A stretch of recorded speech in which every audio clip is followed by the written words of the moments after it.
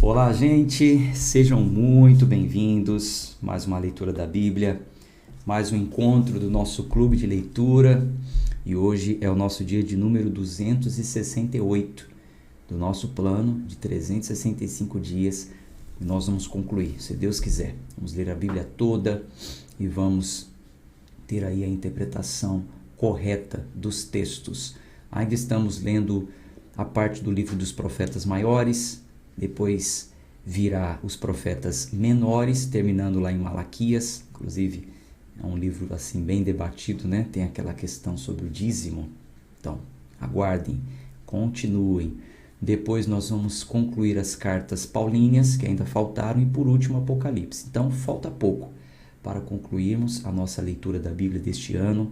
Eu quero enviar o certificado para vocês que concluíram, vocês que estão aí conosco desde o início, ou talvez chegou depois, mas conseguiu recuperar os dias perdidos.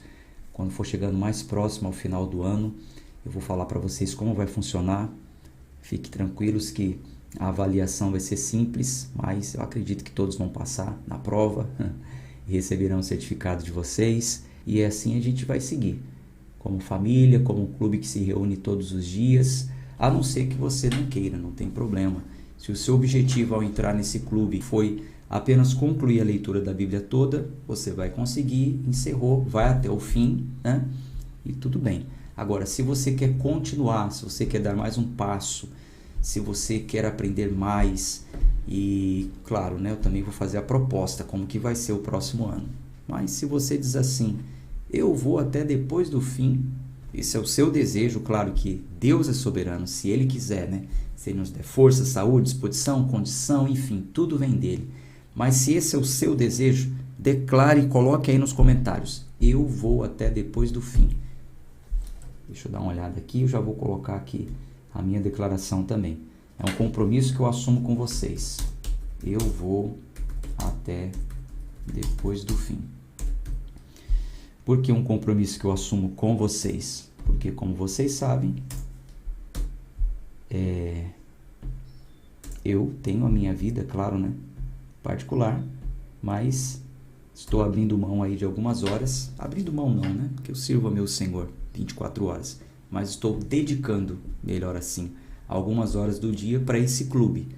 A minha dedicação para esse clube não acontece apenas a partir do momento que eu entro aqui ao vivo com vocês. Antes de entrar ao vivo, eu já dediquei algumas horas em estudos, em pesquisas, para poder trazer para você aqui a informação correta, o conhecimento correto, o mais próximo possível daquilo que realmente a Bíblia quer dizer.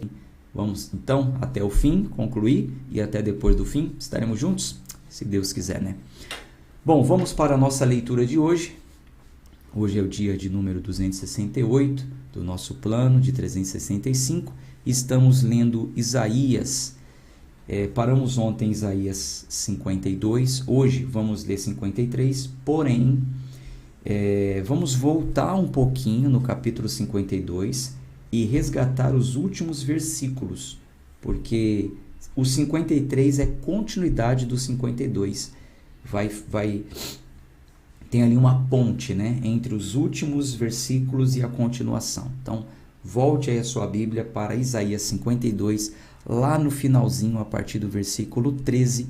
Antes, vamos fazer a nossa oração. Pai amado, Pai querido, rendo graças ao Teu santo nome, o Senhor é muito bom.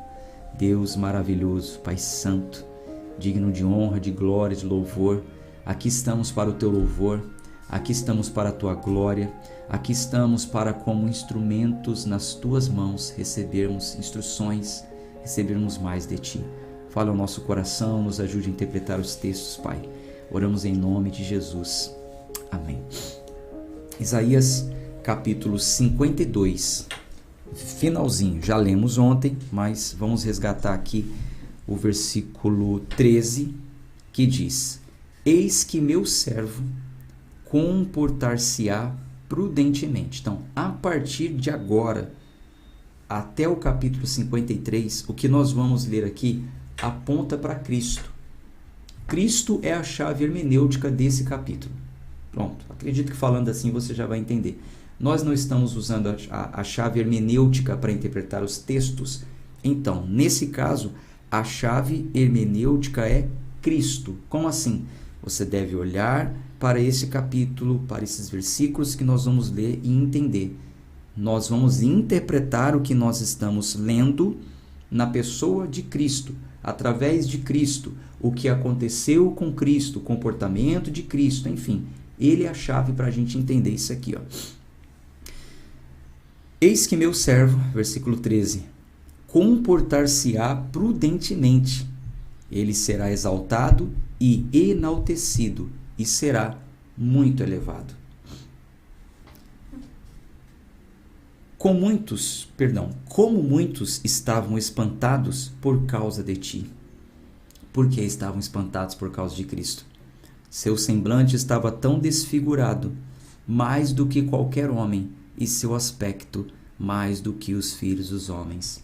Se você já assistiu aquele filme do Mel Gibson, Paixão de Cristo, na minha concepção foi o que mais se aproximou do que realmente aconteceu com Cristo. Lembra dele todo desfigurado na cruz? Então, aí a gente olha para esses textos que foram escritos muitos anos antes de Cristo, onde um profeta anunciou por boca de Deus, e não tem como a gente olhar para esse texto, olhar para a vida de Cristo e não acreditar que realmente Cristo é o Filho de Deus, o Messias esperado, o Redentor, o Salvador, que foi anunciado pelos profetas. Nos capítulos anteriores nós lemos o próprio Deus falando o seguinte: quem poderia te dizer essas coisas antes delas acontecerem? Mas eu já estou falando porque eu sei que o meu povo é obstinado e eles não vão acreditar. E se eu não tivesse falado antes, muitos diriam: foram as minhas imagens que me falaram, foram os meus astros, os meus deuses que me falaram. Mas essas coisas que eu vos tenho dito, nenhum outro Deus, com D minúsculo, vos anunciou.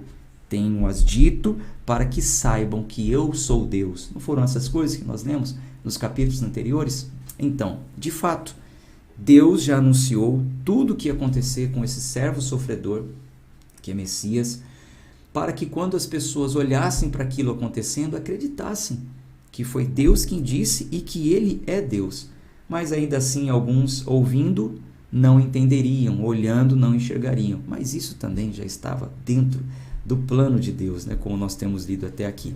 Nós, porém, hoje temos o privilégio de olhar para esse texto e vê-lo cumprido. A gente sabe que tudo isso já aconteceu. Versículo 15. Então, ele irá aspergir muitas nações.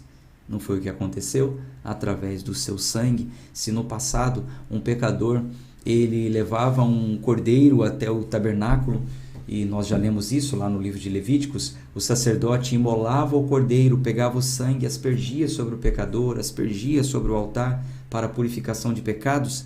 Ele irá aspergir muitas nações. Os reis irão fechar suas bocas perante ele, porque aquilo que não tinha sido contado a eles, os mesmos verão. E daquilo que eles não tinham ouvido, eles ponderarão a respeito. Capítulo 53 continua falando sobre esse servo. Aí o profeta diz assim: quem tem acreditado em nosso relato? E a quem é revelado? E a quem o braço do Senhor E a quem é o braço do Senhor revelado? Porque ele crescerá diante dele como uma tenra planta e como uma raiz de terra seca. Não tem forma, nem formosura. E quando nós viermos a vê-lo, não haverá beleza para que nós devamos desejá-lo. Ele é desprezado e rejeitado dentre os homens, um homem de dores e familiarizado com a tristeza. Eu sempre costumo e gosto de dizer isso. Muitas vezes, quando nós estamos passando por alguns problemas e a gente está conversando com alguém que não nos entende muito bem, e a gente fala assim: você não me entende porque você não está na minha pele. Você está me julgando porque você não está na minha pele. Você acha que eu estou fazendo corpo mole porque você não está na minha pele. Né? Muitas vezes nós falamos isso para as outras pessoas. Mas quando nos referimos a Cristo, não podemos dizer isso, porque Ele esteve na nossa pele. Ele esteve aqui, carne e osso, 100% homem, e Ele sentiu as nossas dores.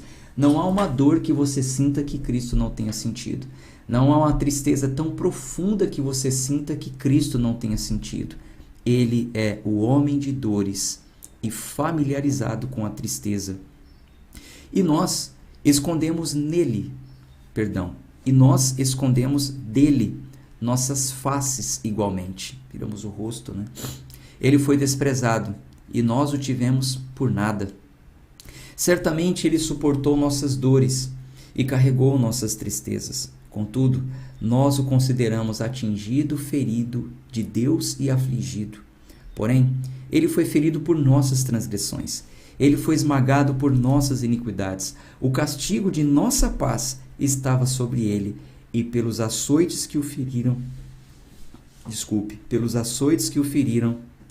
nós somos curados. Todos nós, como ovelhas, temos nos desviado, nós temos nos afastado, cada um para o seu próprio caminho, e o Senhor tem posto sobre ele a iniquidade de todos. Ele foi oprimido e ele foi afligido, contudo, não abriu a sua boca. Ele é trazido como um cordeiro para o matadouro, e como uma ovelha muda perante seus tosqueadores está. Assim, ele não abriu a sua boca. Ele foi tirado da prisão e do juízo. E quem declarará sua geração? Porque ele foi cortado da terra dos viventes. Cortado quer dizer morto, tá? Lembra quando nós líamos lá? E quem fizer isso será cortado, será morto, será eliminado.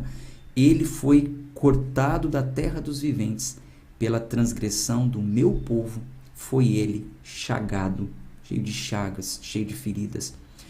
E ele fez a sua sepultura com o perverso e com o rico em sua morte. Porquanto ele não tinha feito nenhuma violência, nem engano algum estava em sua boca. Essa profecia é linda e a forma que ela se cumpriu. Gente, eu não estou grifando aqui, como costumo, os versículos que eu comento, porque todo o capítulo deve ser grifado. Todo o capítulo aqui tem aí um entendimento. E eu acredito que quando você olha para ele, entendendo que a chave hermenêutica é Cristo, então fica muito claro na sua mente isso. Por isso que eu nem fiz notas em relação a isso. Se você leu a Bíblia comigo, se você leu lá o Novo Testamento, você já sabe que tudo isso aqui se cumpriu. Por exemplo, esse versículo 9. Ele fez a sua sepultura com o perverso. Ele foi pendurado na cruz com malfeitores, com perversos, e como se fosse um perverso, e com o rico em sua morte. Por que com o rico em sua morte? A Bíblia diz que ele foi colocado em uma tumba, né, como se chamava naquele tempo, de um homem rico. Um homem rico. Ele chegou, José de Arimateia, chegou até o rei da época e falou: olha, eu quero o corpo de Cristo para colocar na minha tumba, na tumba que ele tinha comprado. É como se fosse hoje em dia quando as pessoas compram um jazigo, sabe? Então, em cemitérios particulares, ele tinha uma tumba naquela época, um sepulcro particular, novo, ninguém nunca, nenhum morto tinha sido colocado ali. Era coisa de rico isso naquela época, né? Muitos eram jogados no Sheol. Sheol, em uma tradução mais atualizada, disse até inferno, né? Mas o Sheol era conhecido como o mundo dos mortos, onde se jogavam os corpos de indigentes, de estrangeiros, enfim. Muitos eram colocados nesse lugar aí, no mundo dos mortos, que é chamado de inferno. Eu já expliquei isso para vocês uma vez. Por quê? Porque eles tacavam fogo, né, naqueles corpos que entravam em decomposição por causa do cheiro e tal. E o fogo não apagava, porque toda hora estava morrendo gente. Por isso Jesus disse que o lugar onde Satanás, os seus demônios e aqueles que não aceitaram serão lançados é como o inferno, que naquele tempo as pessoas entendiam. Quando ele falou inferno, ele falou Sheol, é como o Sheol. Quando falou Sheol, as pessoas entenderam. O Sheol é um lugar que queima 24 horas, é um lugar de fogo que nunca se apaga. Então a comparação, o paralelo foi exato naquele tempo, tá? Só mais um conhecimento aí para vocês. Então ele fez sua sepultura com o perverso e com o rico em sua morte, porquanto ele não tinha feito nenhuma violência, nem engano algum estava em sua boca. Contudo, agradou ao Senhor feri-lo. Agradou ao Senhor feri-lo. Foi o próprio Deus que desejou feri-lo, que desejou matá-lo. Por plano, né? Por plano dele. Ele o submeteu ao padecimento. Quando tu vieres a fazer da alma dele uma oferta pelo pecado, ele verá a sua descendência, ele prolongará seus dias, e a vontade do Senhor prosperará nas mãos dele. Então, ele precisava ser morto, ele precisava passar por aquilo, porque ele foi oferecido como a oferta pelo pecado. E a oferta pelo pecado de todos que o aceitam, claro, né? Versículo 11. Ele verá o penoso trabalho de sua alma e estará satisfeito. Pelo seu conhecimento, pelo seu conhecimento, meu justo servo justificará muitos, porque ele carregará as iniquidades deles. Então nós somos justificados em Cristo. Mais um versículo que corrobora com a doutrina da justificação. Tenho dito isso para você. Porque ele carregará as iniquidades de muitos. Versículo 12. Portanto, eu dividirei para ele uma porção com o grande, e ele dividirá o despojo com o forte, porque ele tem derramado a sua alma até a morte, e ele foi contado com os transgressores, e ele carrega o pecado de muitos, e fez intercessão pelos transgressores. Aleluia. Esse é Cristo. Esse é o Messias. Esse é o Cordeiro de Deus que tira o pecado do mundo.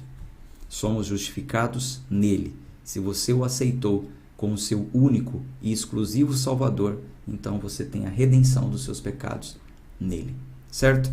Bom, vamos aqui à leitura, bem dinâmica também, do capítulo 54, ainda falando sobre esses livramentos, sobre a glória futura de Israel, sobre a vitória de Cristo, enfim. Canta, ó estéreo, tu que não deste a luz. Essa analogia aqui, a estéreo, é a Israel, tá? A Israel, a mãe, a Sião, né, que eu falei para vocês ontem, que é equiparada como a mulher de Deus, a esposa de Deus, né? Deus é o pai da nação, Sião é a mãe da nação.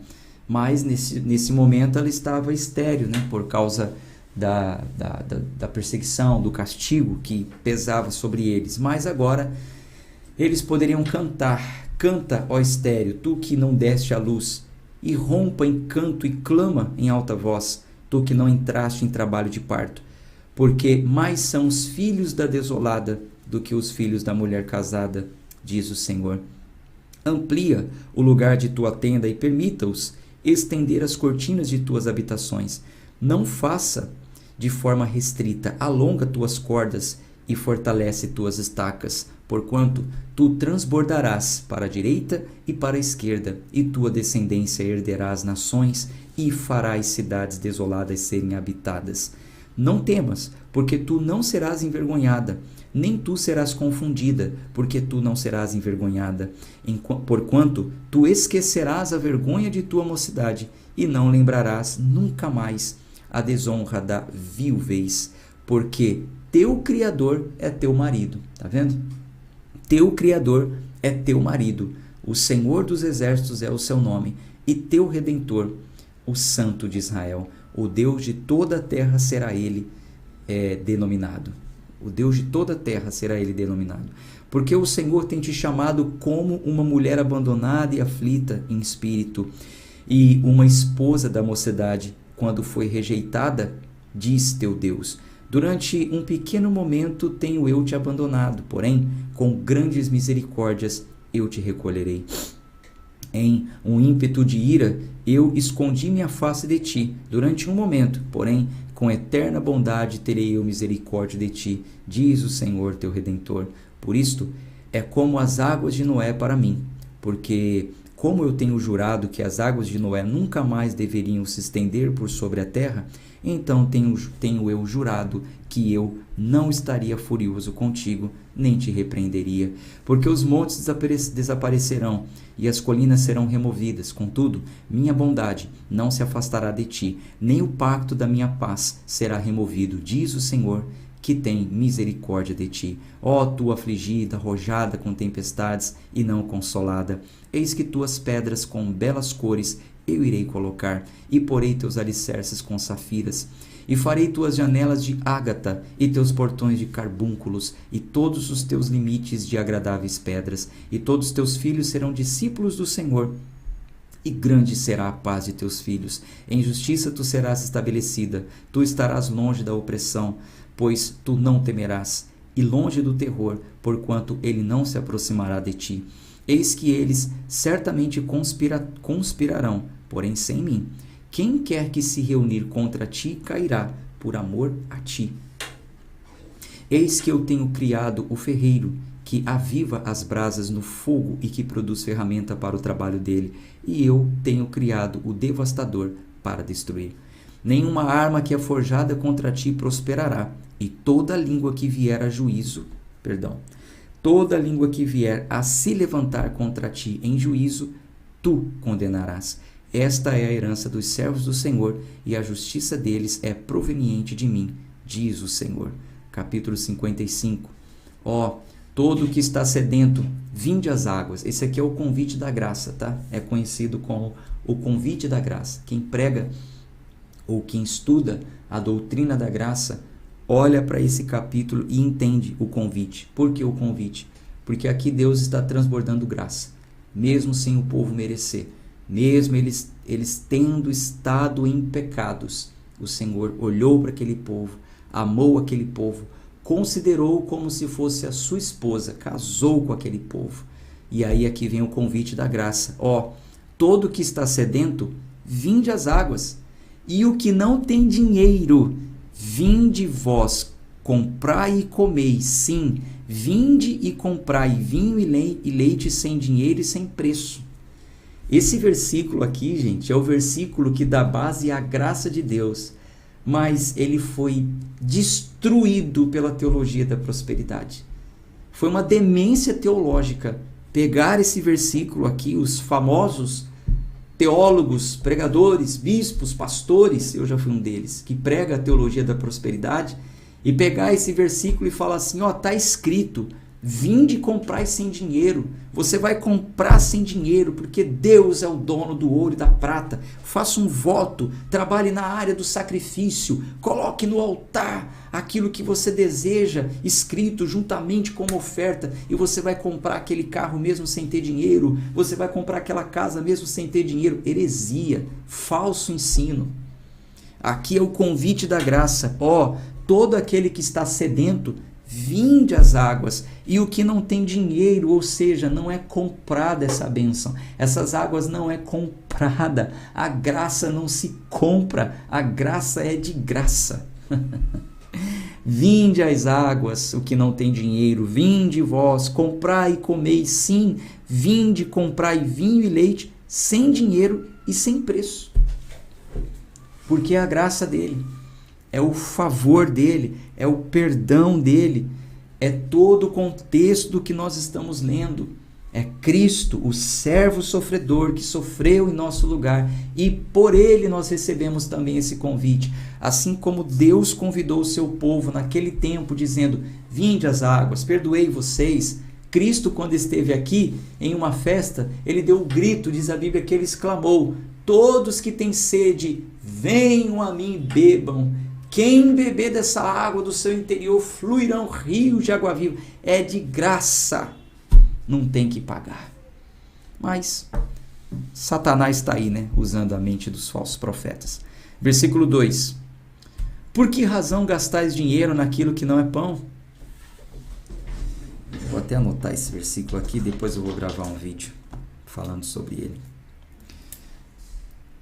Isaías 55. Versículo 1. Vou gravar um vídeo com o título assim, Convite da Graça. Por que razão gastais dinheiro naquilo que não é pão? E seu trabalho naquilo que não satisfaz? Escutai-me diligentemente e comei aquilo que é bom, e permiti que as vossas almas deleitem-se com gordura. Inclinai vossos ouvidos e vinde a mim. Ouvi, e vossa alma viverá, e eu farei um pacto eterno convosco, as infalíveis misericórdias de Davi. Eis que eu o tenho dado por uma testemunha para os povos, um líder e comandante para os povos. Eis que tu chamarás uma nação que tu não conheces, e nações que não te conhecem a ti correrão, por causa do Senhor teu Deus e pelo Santo de Israel, porque ele te tem glorificado. Buscai vós ao Senhor, enquanto ele pode ser encontrado. Invocai-o, enquanto ele está próximo. Deixe que o perverso abandone seu caminho, e o homem injusto seus pensamentos, e permita-o retornar para o Senhor, e ele terá misericórdia dele, e para nosso Deus, porque ele abundantemente perdoará. Porque os meus pensamentos não são os vossos pensamentos, nem são os vossos caminhos os meus caminhos, diz o Senhor. Porque como os céus são mais altos do que a terra, deste modo são os meus caminhos mais altos do que os vossos caminhos, e os meus pensamentos do que os vossos pensamentos. Porque como cai a chuva e a neve desde o céu, e não retornam naquela direção, porém molha a terra e a faz produzir e brotar, para que possa dar semente para o semeador e pão para o que come, assim será a palavra que sai da minha boca. Ela não retornará para mim vazia, porém, ela fará acontecer aquilo que eu desejo, e ela prosperará na coisa para a qual eu a enviei. Gente, aquilo que o Senhor falou, tá? Tem muita gente falando aquilo que Deus não falou, falando em nome de alguém que eles nem conhecem. Ó, Deus falou e a sua palavra não voltará vazia, mas ele falou mesmo? Foi isso que ele falou? Cuidado, hein? A maioria de vocês que estão aqui comigo já estão capacitados para, com discernimento e sabedoria, interpretar os textos. Então, quando alguém vier, mas Deus falou isso. Falou mesmo? Deixa eu ver aqui, qual é o contexto? Deixa eu ler o capítulo inteiro. Não entendi muito bem. Deixa eu ler 2, 3 capítulos antes, 2, 3 capítulos depois. Deixa eu ver o que quer dizer isso aqui. Cuidado, hein?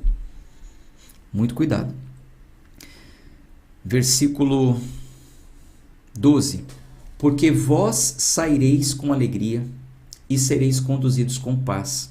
Os montes e as colinas irromperão diante de ti em canto, e todas as árvores do campo baterão palmas. No lugar do espinheiro brotará o pinheiro, e no lugar da sarça brotará a murta. E isto será para o Senhor por como um memorial e por um sinal que nunca deixará de existir. Capítulo 56.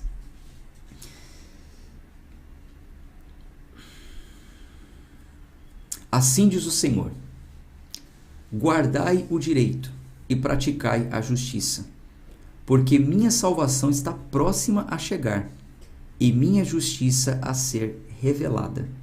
Então veja, ele anunciou a salvação, o convite da graça, disse que seria de graça, certo? Mas tem um conselho: guarde a palavra e pratique. Uma vez alcançado pela graça, uma vez alcançado por esse ensino, você deve praticá-lo. Assim diz o Senhor: guardai o direito e praticai a justiça, porque minha salvação está próxima a chegar e minha justiça a ser revelada. Naquele tempo, o que eles tinham que guardar? As leis mosaicas. As leis mosaica, tá? Versículo 2. Abençoado é o homem que faz isso, e o filho do homem que agarra-se a isso, que abstém-se de profanar o Shabat e guarda sua mão de fazer o que é mal. Veja que sempre que fala sobre a lei, nós vemos que falam sobre o Shabat. Por quê? Porque sempre fala sobre o Shabat. Porque o Shabat, gente, ele é o resumo do pacto mosaico. Quando se fala aqueles que guardam o meu sábado, é o resumo. Quem guarda o sábado naquele tempo guardava toda a lei, né? Quem guardava o sábado guardava toda a lei, cumpria toda a lei. Hoje, o Shabat, que é uma pessoa, é Cristo. Já expliquei isso para vocês algumas vezes durante a leitura. Por isso que quem está em Cristo cumpre toda a lei, porque ele foi o cumpridor de toda a lei. Mas quanto ao sábado e quanto ao Shabat, existem coisas mais profundas para a gente falar em ambiente de estudo, seria melhor. Mas só para vocês entenderem aqui, ó. Muitas vezes o Velho Testamento cita o Shabat, porque o Shabat ele é conhecido como o sinal de quem cumpre a lei, tá? Para vocês entenderem. Então, está falando aqui: abençoado é o homem que faz isso, e o filho do homem que agarra-se a isso, que abstém-se de profanar o Shabat e guarda a sua mão de fazer qualquer mal. Versículo 3. Nem deixa o filho do estrangeiro que se tem unido ao Senhor falar dizendo: o Senhor tem me separado completamente do seu povo.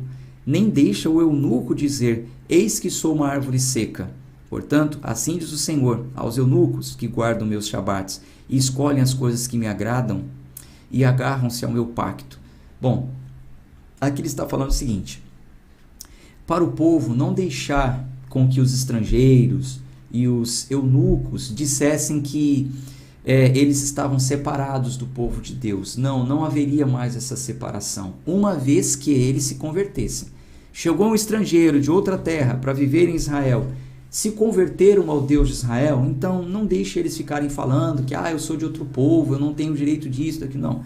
Todos estão debaixo da mesma aliança, no caso aqui o pacto abraâmico, a aliança mosaica e o pacto davídico, até aqui no caso, tá? Ainda que fosse um eunuco, coisas mais profundas para falar sobre isso. Por que fala do eunuco? Uma delas é porque o eunuco, falar aqui em uma linguagem adulta, o eunuco ele cortava o seu órgão, né? Falando uma linguagem adulta aqui, talvez tenha criança aí. Então, o eunuco era aquele que cortava o seu órgão, e isso era uma prática condenada na lei, né? Não podia. Então, quando o eunuco praticava isso, ele estava infringindo a lei. Ele estava cometendo mutilação e ele estava manipulando a sua opção sexual. Então, na lei dizia que isso não poderia ser feito, tá? Mas, no caso, se ele se convertesse, né? Se ele se voltasse ao Senhor, então ele não poderia dizer que era uma árvore seca. Versículo 5. Precisamente a eles darei eu em minha casa e dentro de meus muros um lugar e um nome melhor do que filhos e filhas. Eu darei a eles um nome eterno que não será cortado.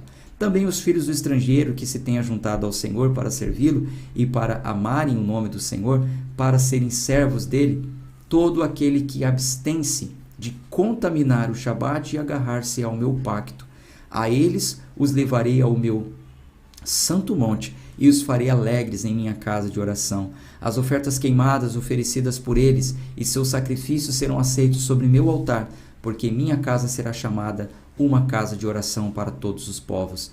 O Senhor Deus, o qual reúne os exilados de Israel, diz: contudo, eu reunirei outros a eles, além daqueles que estão reunidos a eles. Todos vós, animais do campo, vinde para devorar, sim, todos vós, animais dentro da floresta. Seus vigias, agora, vai falar dos pastores, dos líderes. Naquele tempo, os líderes de Israel, né? Hoje conhecidos como pastores. É o nome mais conhecido no nosso meio hoje, mas tem outros, né, que criam aí apóstolos, profetas, profetisa, apóstola, bispo, arcebispo, padre, papa, enfim. Veja, olha só, seus vigias são cegos, eles não dão conta de nada, eles são todos cães mudos, incapazes de latir, dormindo, nada fazendo, amando cochilar. Esses versículos aqui, eles são uma repreensão dura, severa aos falsos pastores que não dão conta de nada, que são cães que nem late. Sabe que os cães que serviam para proteger ali o rebanho, quando o inimigo se aproximasse, eles teriam que latir, eles teriam que anunciar, eles teriam que avisar, enfim. Mas esses pastores, eles são como cães mudos, incapazes de latir, dormindo, nada fazendo, amando cochilar. Sim, eles são cachorros vorazes, quer dizer gulosos. Eles são cães gulosos, os quais nunca se fartam. Eles são pastores que não podem compreender. Eles todos olham para o seu interesse próprio, cada um para o seu ganho de sua região.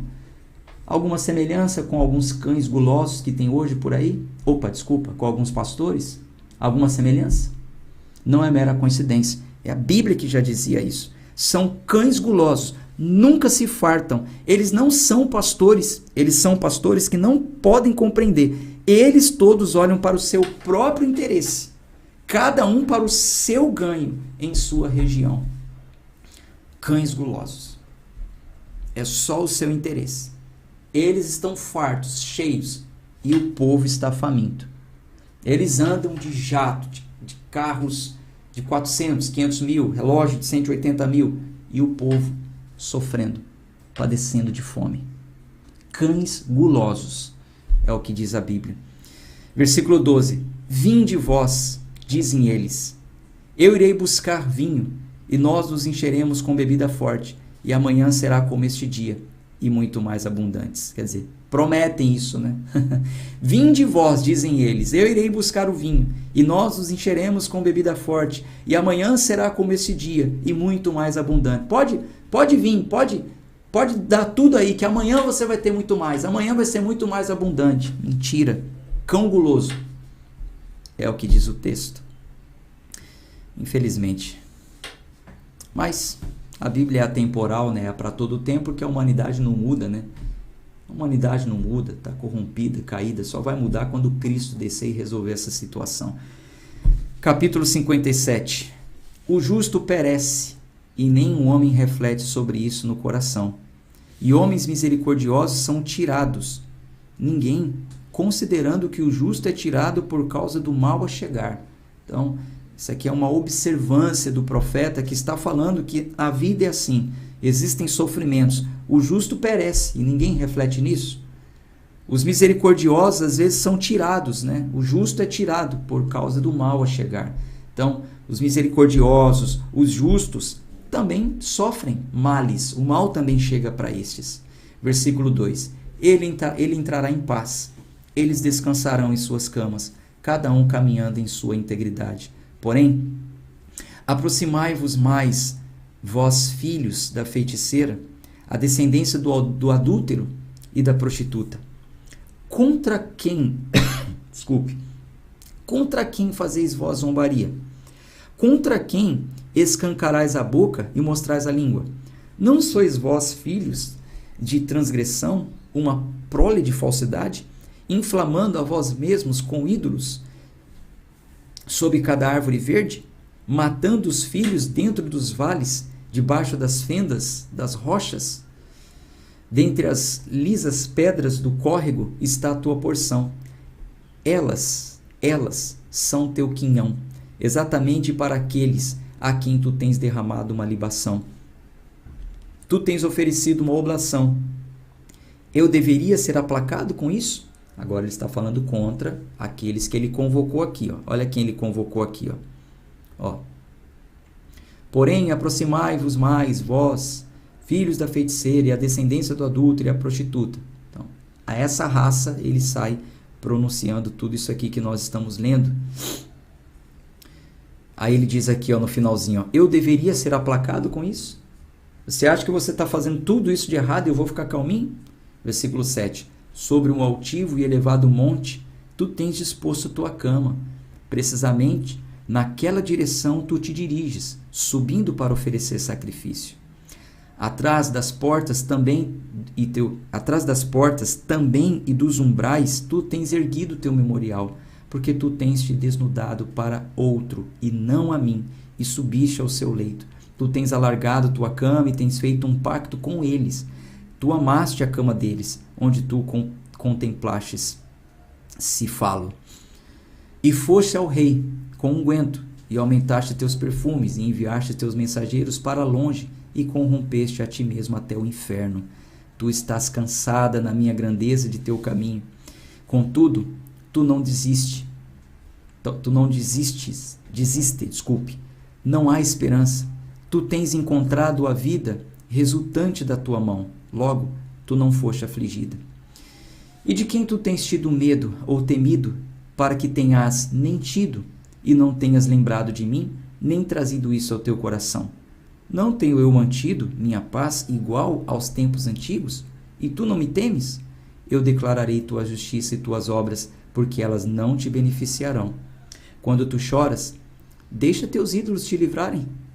Porém, o vento arrebatará todos eles, vaidade os tomará.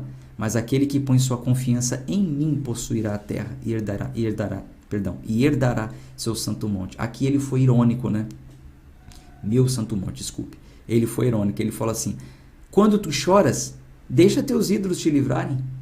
Você não foi atrás de ídolos? Você não esteve debaixo das árvores verdes, oferecendo sacrifícios, oblações? Você não foi fazer pacto com outros reis? Então, quando tu choras, deixa teus ídolos te livrarem.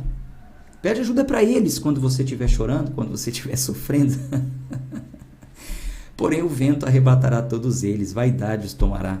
Mas aquele que põe sua confiança em mim possuirá a terra e herdará meu santo monte. E dirão: aterrai, aterrai, preparai o caminho, tirai o obstáculo que faz tropeçar do caminho do meu povo. Porque assim diz o elevado e exaltado que habita na eternidade, cujo nome é santo. Eu habito no elevado e santo lugar, também com aquele que é de um espírito contrito e humilde, para reanimar o espírito do humilde e para vivificar o coração dos que são contritos. Porque eu não contenderei para sempre, nem estarei sempre furioso, porque o espírito deve sucumbir perante mim e as almas as quais eu tenho criado. Pela iniquidade de sua cobiça estive eu furioso e o afligi, e me ocultei e estava furioso. E ele continuou obstinadamente no caminho de seu coração. Eu tenho visto os seus caminhos, e eu o curarei. Eu também o guiarei e restaurarei consolações a ele e aos seus pranteadores. Eu crio o fruto dos lábios.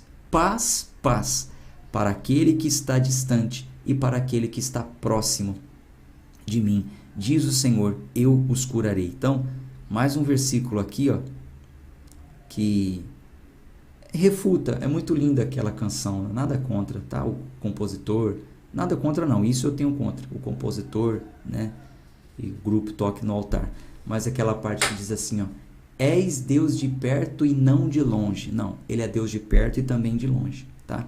Ele é Deus de perto e também de longe. Eu crio o fruto dos lábios. Paz, paz, para aquele que está distante e para aquele que está próximo. Diz o Senhor, eu o curarei. Mas os perversos são semelhantes ao mar, encapelado, quando não pode sossegar, cujas águas lançam em direção à costa lama e sujeira. Para o perverso, diz meu Deus, não há paz. Então, ele cria o fruto dos lábios. Paz, paz, para aquele que está distante, para aquele que está próximo, diz o Senhor. Aquele que está arrependido, né? Aquele que está com o coração quebrantado e contrito. Ele habita no alto, no sublime lugar, mas também habita com o humilde. Então, longe ou perto, ele está com aqueles. E diz paz. Agora, para o perverso, diz o Senhor, não há paz. Bom, a gente encerra por aqui a nossa leitura de hoje. Amanhã a gente continua, se Deus quiser, no mesmo horário. Um abraço de fé e força. Tchau, tchau.